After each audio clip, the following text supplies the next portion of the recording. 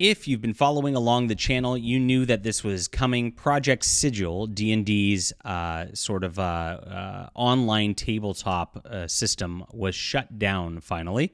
There were apparently some pre-orders of this, and they have posted up something on their website. Now, this dropped and got released back in March. We knew that layoffs were happening, that they cut the entire team, as Hasbro has pretty much just backed off of D&D. They've got a new strategy with the entire brand, which is basically to license things out rather than develop things themselves. It's a lot easier to make money that way. It's a lot less management, and these projects end up getting bloated within the company as it all goes along. Now, Project Sigil, like I said, is meant to be an online tabletop sort of thing where you can, have a web store in there, buy all these assets, and, it was going to be a big microtransaction central, which already exists in different fronts. If you've ever used an app like Roll20, you know that's something that already exists. But this was going to integrate with their whole One D&D, and so it was a pretty big thing that moving D&D online was kind of their entire strategy for this 2024 launch, which it looks like the 2024 launch flopped really, really badly. And then this, of course, is a casualty of that. So let's get into the news on this today. Please hit the like and subscribe button as we talk about all things D&D, your real fantasy news, as I like to say. And I am a fantasy and science fiction writer myself. This is my Valiant Frontiers. It is a science fiction exploration.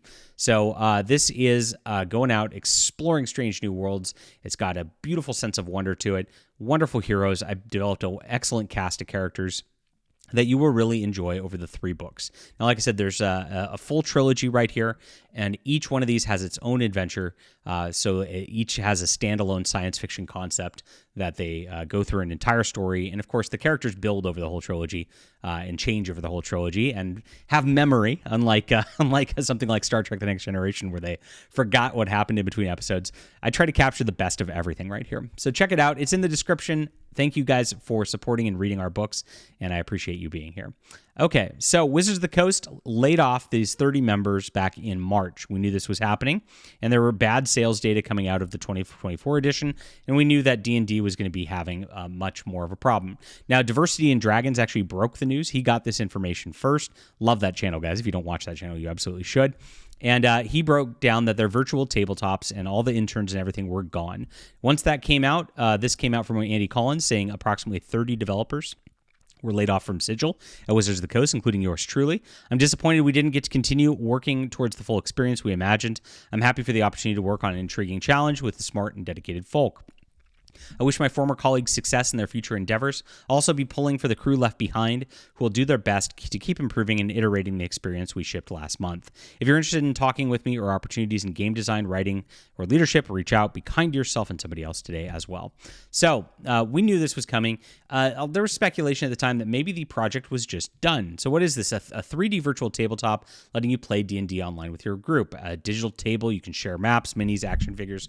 Like I said, Roll20.com is pretty much this exact thing, and there's other ones involved with this too. And did I go to the wrong site? I haven't used this in years. Roll20. Okay. Here's roll20.net. Of course it is. Yes.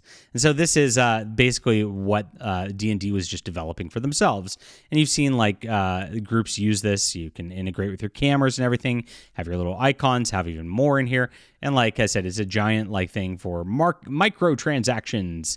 And so D&D would rather just license things out over there than actually run it themselves is what it comes down to. They were thinking they could all control it, but they already, like I said, there's already ones that exist out there that do this type of thing. And this was supposed to add things like add visuals more like a video game, and they were going to make it a little more robust than that because they were the actual developer of D&D. But unfortunately, it just didn't go through. So this is what they said. They posted this to dndbeyond.com. We made the difficult decision to end development on Sigil. This was not a decision made lightly. Followed months of reflection with all teams involved. We're grateful to everyone who explored Sigil with us and shared its journey. Your passion and feedback meant the world. At Wizards of the Coast, our goal is to create experiences that help you tell incredible stories together, whether at the table, online, or anywhere you gather to play. Very corporate statement. Since we introduced Sigil, we imagined a powerful 3D virtual tabletop where you could share maps and minis, environments with your friends and fellow players. While that vision inspired thousands of players and creators, we couldn't sustain the level of ongoing development to support this that it deserved. That's on us. We learned from Sigil and your feedback and guide this to future digital tools. We'll take the time to do it right and pursue developing the best D&D experiences possible. It basically says nothing. So to everyone who built and played this, creators alike, thank you. Your time and feedback made it what it was, and it's just gone. I mean, so everybody who built campaigns, who is play testing, doing anything in this, as much as they're saying, we really appreciate you, it's scrapped. Yeah, all of your hard work is just absolutely out the deal. So those who led and experimented with this and hosted campaigns in their master tier subscription, now this was their D&D one D&D subscription service, right? They were going to be giving them credit for this, even if you used it just once, which is pretty neat, I guess, if you went through that and paid for those subscriptions. So some customers are getting their money back on this because they thought there was going to be more with that. It will be available through the end of October 2026 to run campaigns there. And on this, there's going to be replacement rewards for pre-order customers. If you pre-ordered the 2024 digital bundle on the marketplace, you will receive the Sigil and Gold Dragon digital miniature, and you'll receive a new digital dice set. Joy. So a new character sheet backdrop for all D&D Beyond users as a thank you. All registered D&D Beyond users will receive a character sheet backdrop. So not much on this. And then, of course, the sad here, although visual was a nice idea, virtual tabletops are much more implemented in the community, I guess. But demo, X Dragons and Dungeons, Battle Marked is going to be awesome and have potential for more content. No more mile system directly tied into D&D Beyond. That was the main reason I kept my master tier. First, you take away the ability to purchase individual items. Now this, why am I spending money on this service again? Good question. You had what was arguably a virtual tabletop with the most potential, and you ruined it in the goodwill of the company. Once again, thanks for nothing, Wizards of the Coast. Weak. Yeah, someone who works on digital tools, I know how much creativity and passion went into Sigil. It's disappointing to see it end, but I respect the transparency. There was not really much transparency on this at all. This is the right decision. D&D is not a tabletop video game. Felt like Sigil was trying to be that, so somebody didn't even want to use it to begin with. But I think maps and virtual tabletop will still be working, which is a great question since it is separate from Sigil.